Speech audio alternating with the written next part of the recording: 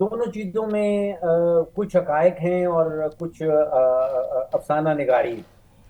जहाँ तक तो बात है कि पाकिस्तान के पास ऐसे मौके अपॉर्चुनिटीज मौजूद हैं। खास तौर पे हमारे जो माइन का सेक्टर है, जिसमें कॉपर है, जिसमें रेयर अर्थ एलिमेंट्स हैं, ये वाकई में पाकिस्तान में मौजूद हैं और वाकई में दुनिया इनके अंदर इन्वेस्ट करना चाहती है।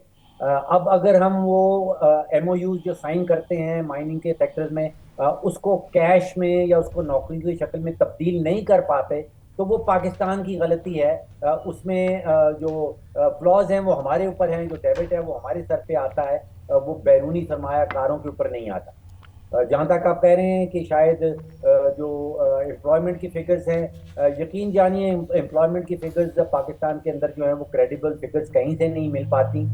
जो मेरा ख्याल है कि ज़्यादा इम्पोर्टेंट इशारिये हैं, वो फॉरेन डायरेक्ट इन्वेस्टमेंट का जो इशारिया है वो बड़ा इम्पोर्टेंट है।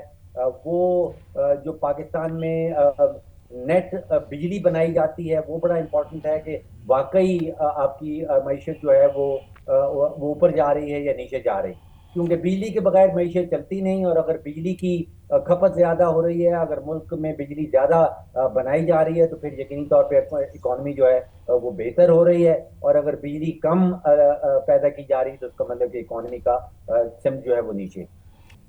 देखिए, इस वक्त सिर्फ स्टेट बैंक के पास कोई 65 टन सोना पड़ा हुआ है, कोई 6 साढ़े 6 बिलियन डॉलर का सोना इस वक्त सिर्फ सेंट्रल बैंक के पास पड़ा हुआ है। सिर्फ रेकोडेक के अंदर कोई कहा जा रहा है कि लगभग 100 अरब का सोना है और कहीं 200 300 अरब का जो कॉपर है, तांबा है। देखिए, तांबे को कहा जाता है ऑयल ऑफ द फ्यूचर। 2030 में पूरा यूरोप जो है वो जीरो एमिशन पे जा रहा है। इसका मतलब ये है कि इलेक्ट्रिक व्हीकल्स कारें होंगी, इसका मतलब ये है कि सोलर पैनल्स होंगे, इसका मतलब है कि विंड टर्बाइंस होंगी। और ये जितनी भी चीजें हैं ये तांबे के बगैर, कॉपर के बगैर नहीं बन पाती।